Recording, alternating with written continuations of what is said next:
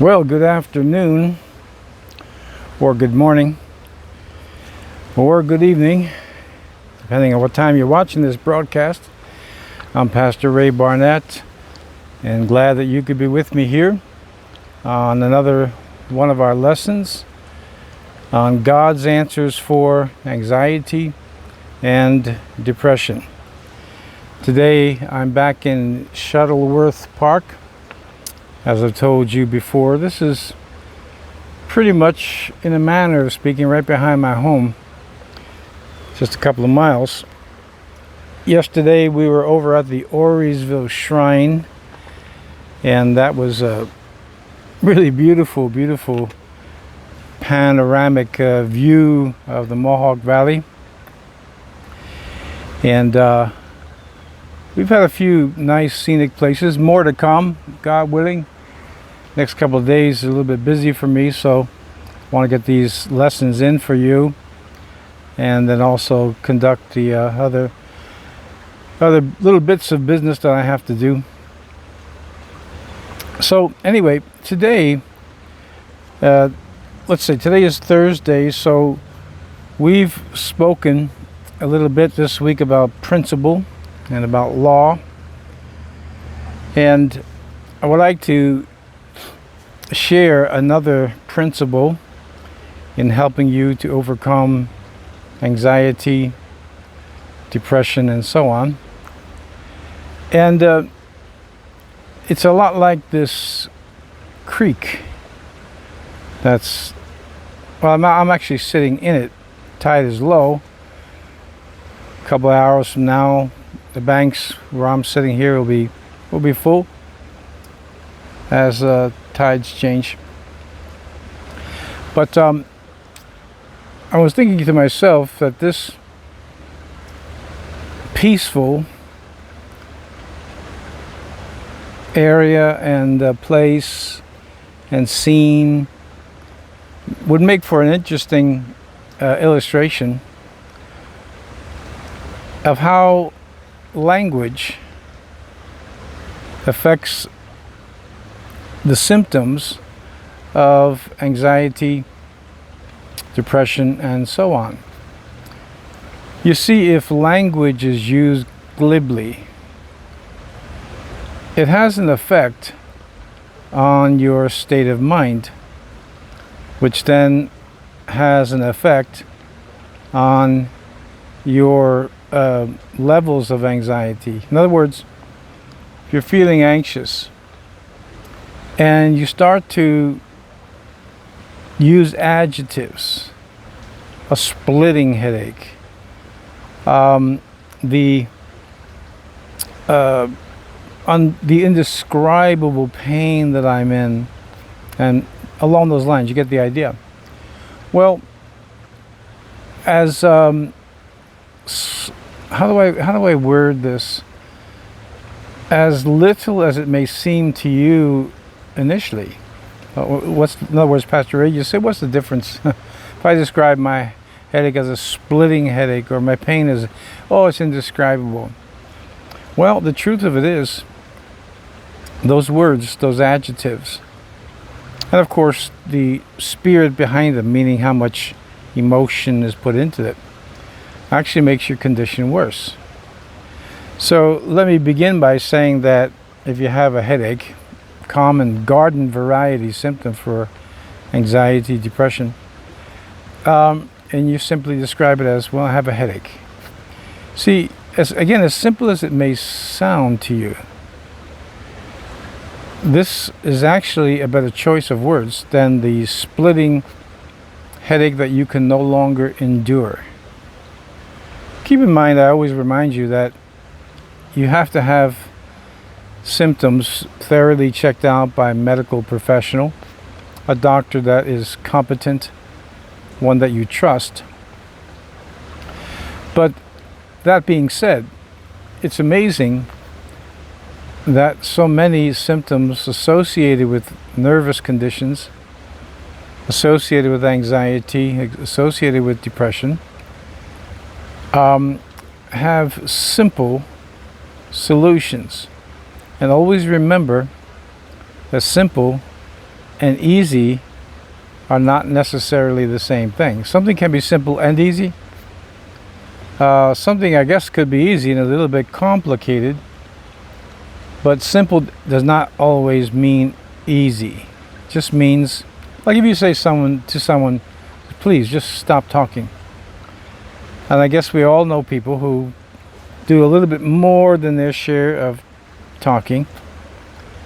Well, for that person, and especially what drives the incessant talking, in many cases, is nervousness, nervous symptoms. It may not be for you, but it is for some people. What's actually behind their constant talking is a nervous symptom or just a nervous person. So you see, when you say to someone, just please, just stop talking, it's a simple solution, and by the way, in many cases the accurate one, the correct one, but it won't be that easy for the person to get their speech under control. And that's what I want to talk to you about. I said that this provided a thought because we often refer to these type of scenes. I know that you can hear the noise of it's a creek, but we'll call it a brook, that is babbling. And it occurred to me that this would be a good prop illustration of what is frequently associated with nervous symptoms. And of course the Bible talks about this at length. For instance, the fool utters all that he knows, but the wise keep it in until later. They listen, like the old saying, there was an old owl who lived on an oak. The more he saw, the less he spoke. The less he spoke, the more he heard. Now, wasn't that a wise old bird? These old sayings, they really do have a lot of profound meaning if you just pay attention to them. They were coined for a reason. Okay, so the Bible does address that wise men don't speak hastily. Wise people, women, you understand, man is generic, man and woman. They don't speak hastily. They don't speak unadvisedly. And why is that? We have a law that we're dealing with. It's one of the laws of the mind that affects the body. If you went to an emergency room, and I'm certain that you have, and had some type of true emergency, and you're kind of hysterical, and again, maybe for good cause, what's the very first thing that you hear? And what's something that you hear throughout your time there until you calm down? Well, that's exactly the advice that you get. Okay, just calm down, take deep breaths. The idea of the constant talking and the hysteria and the explaining with these adjectives, the splitting headache, the unendurable pain, and so on, affects the body. It's ratcheting up the tension. I don't know if you've ever broke anything like a nut by just twisting it too tight, but my dad would always I'll say exhort me, emotionally exhort me. You're turning it too tight. You're going to break it. You're going to break it. And anyone who knows me, especially in the past, would know that I always had a habit of breaking things. Because I've put things on so tight, nobody can unscrew it, like a jar, cap on a jar, and so on. And if you do twist something too tight, well, it can break, right? It's got to be just that right amount. Well, when you are speaking in a glib fashion, when you are speaking and adding these adjectives, excruciating, and so forth, it has a way of affecting the mind.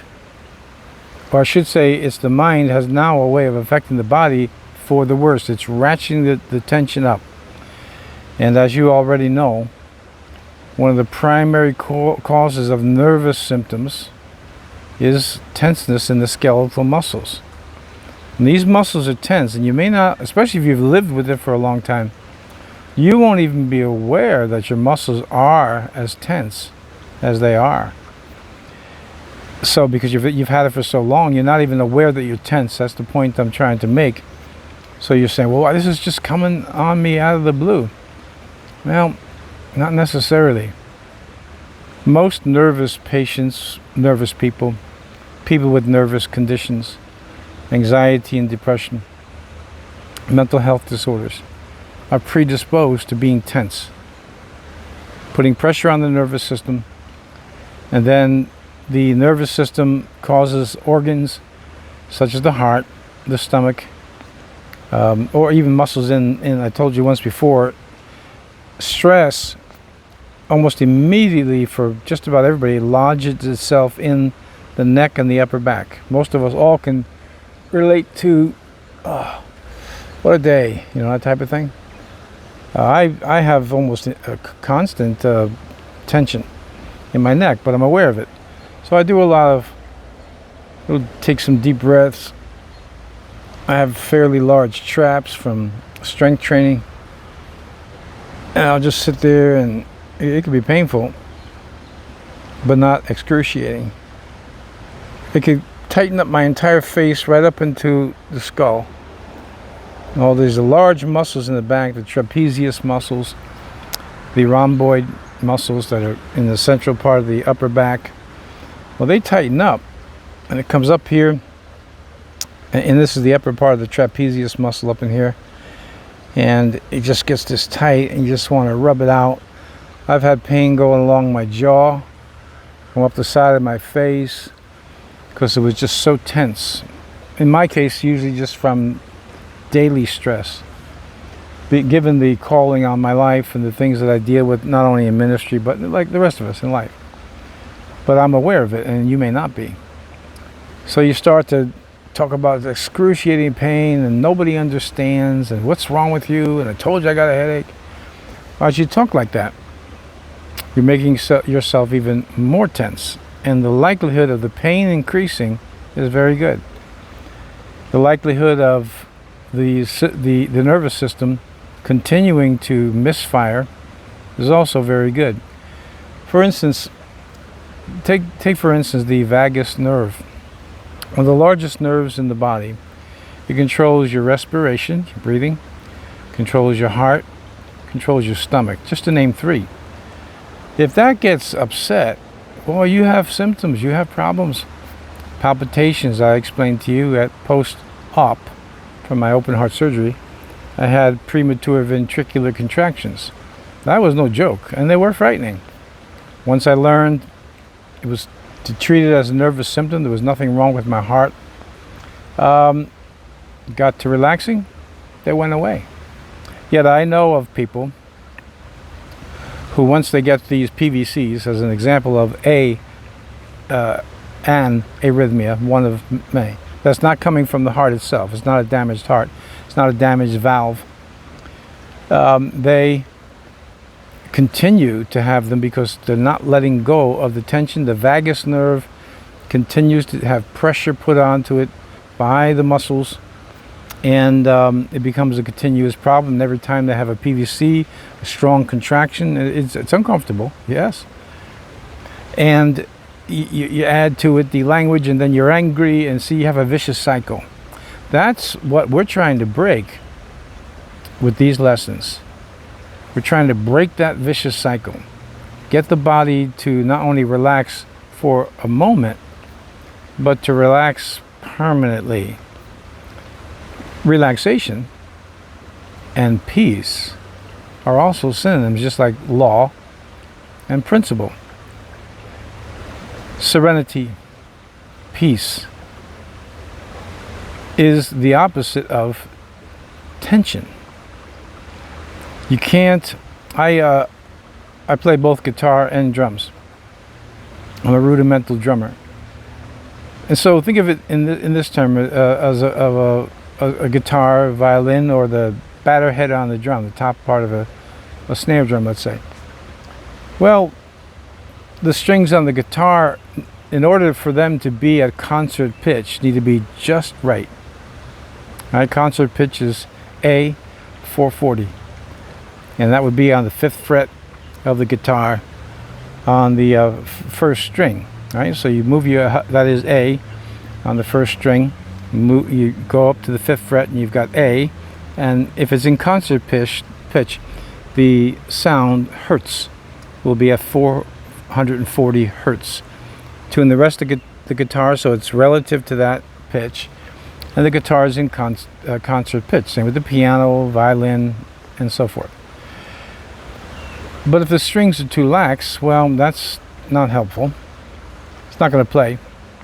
But if the strings are too tight, which is our problem with anxiety, they're going to break. Eventually they're going to break. And you could actually, I've done it, you know, you're tuning your guitar, talking, not paying attention, all of a sudden, and pop, the string just pops. Same with the batter head on the drum. Too loose, well, it'll produce a sound, but probably not the sound that you want. And if you really tighten the batter head, and also the resonant head, the head underneath, there's drum top, bottom, and you're going to get a very high pitched sound. And struck too hard, you could break the head. I've broken heads on drums before, simply because I either struck it too hard or the batter head was too tight. Okay, let's stick with tension and tightness. Peace, serenity, is the opposite of tension. And the peace of Christ, the peace of God, that will rule in your heart. That word rule comes from a Greek word that means to umpire. And I told you this park that I'm in, I turn my head right here, I see the fence to the outfield of the collegiate baseball league that didn't play this summer, and what used to be one of the minor league stadiums for the New York Yankees. I turn my head here, I see the fence to the outfield, and going back to tension, when the tension is just right, so you can't live with, you know, no tension in the muscles. But that's not our problem. Our problem is too much tension coming from all types of stress and distress. It produces more symptoms. So back on topic, when it comes to the words that we use, this is going to make, it's just, if you have any familiarity with the guitar, the tuning, think of the tuning pegs, and think of the adjectives of your speech: splitting headache, excruciating pain, the symptom that just never, ever goes away. You get the picture? First of all, it's an exaggeration. Symptoms come and they go, unless you sustain them with language and or other things as well. You sustain it with your language. I'm telling you, it just never leaves me. Well, if you really paid attention to your symptoms, they actually do come. They undulate. They come and they go. But if you're up here very high on tension, then it's going to be prolonged, and the appearance will be as though it's never leaving you, when indeed it does. And by relaxing, and I'm concentrating just on speech now, we have many other things that we've discussed so far, and so many other things that we're going to discuss in the future. Again, my exhortation to make sure you're watching these broadcasts on a regular basis. There's so many principles and lessons. You can only do one at a time. So today we're just talking about speech. And if you begin to cut out the adjectives, so somebody asks you how you feel, and then you have a headache, it's fine to explain it. So today I'm experiencing a headache. You don't have to call it small, you don't have to call it large. Just explain calmly, you have a headache. But when you do that, your chances of losing it are very good, because you're starting to relax. And you can name any muscle of the body. You can name just about any symptoms. I just told you that I overcame only 5 years ago, wasn't that long ago, when I was having these PVCs. And they were explosions, they were really frightening. But again, I said, okay, I've been checked out.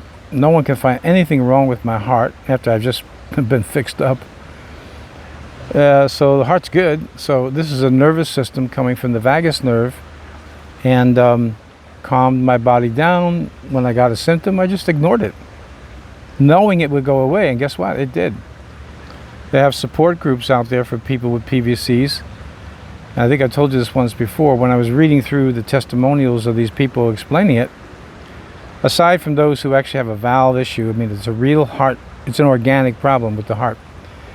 I knew when I was reading it that these are nervous symptoms, and these poor people are never going to be able to get rid of it because they sustain the tension that's causing the PVC with language, being online all day long, talking to everybody, by the way, explaining it once and then explain it again and then explain it again, and you become your own worst enemy.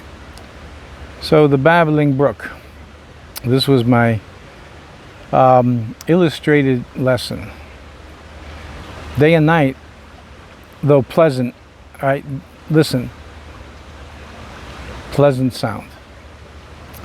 But your speech often is not pleasant to others and to yourself. Problem with, when we're talking is that we don't recognize that this speech is working against me. Other people recognize it's working against them. You may not recognize it's working against you. It's becoming another source of anxiety and of depression. So what you want to do is not be like the babbling brook, which again is pleasant sound, 24/7, constantly talking. Symptoms. Talking about your symptoms. You've been to the doctors, and if you haven't, you should. Make sure you do. Get a thorough checkup. Get it all checked out. Can't find anything wrong. And I just talked to someone just within the last week or so who said to me that they can't find anything wrong. And that's when I said to them, that's when you start looking for, this is a nervous symptom, something that can be done with these simple lessons that I'm giving you. So the babbling brook, that's not what you want to be when it comes to your anxiety and your depression. Explain it to your doctor. Explain it to your counselor. Explain it to someone you can trust and let it go with that. And by the way, don't run to a multitude of doctors. Find one. Because if you have 6 opinions, believe me, and even from professionals, lawyers, doctors, even pastors, you're going to get confused. And that's a cardinal rule of medicine, been around for forever. One physician. One you know is competent. One you can trust. Second opinions come in when you're having a situation that may be terminal and the treatment, you got to decide on treatment, then that's fine. Even a third opinion. But when you're dealing with nervous symptoms, have your doctor and your counselor, and maybe a close friend or two that you can trust, that you can actually talk to and let it go. Don't be like this babbling brook, constantly talking. All right, I think that's enough for today. I truly hope that these lessons are benefiting you. I asked you yesterday for a thumbs up if you're enjoying them. It's not because I have a very slim ego that I need validation. It's not that. It's just feedback. Remember I told you preaching is a lot like bowling with a curtain over the pins? Well, it is. And so is doing things on YouTube. You can really be affecting people, but you don't know it unless they communicate. So, you don't have to do it every day. And those of you that you watch every day don't have to do it every day. Just let me know once in a while this is helping you. If you give me a thumbs down, I don't know what to say. There's not much more I can do. So if you want to give me a thumbs down, go ahead. Anyway, subscribe to the channel. Hit the notification button so you know when these videos are gone up. Let me pray for you today. Father, I continually pray for those, then there's a few who are watching diligently and they're watching every day. Bring to them peace. Let them know they don't have to go to the woods, the ocean, or any of the places where we really like to relax or vacation. All they need rather, is you and the peace of Christ. I pray that wherever they are watching this broadcast right now, that peace would well up inside them. Amen. All right, God willing, I'll be with you here again tomorrow for another edition of God's Answers for Anxiety and Depression. Thanks for being with me here today. And again, as always, I just hope that they're helping. Okay, God bless. See you tomorrow.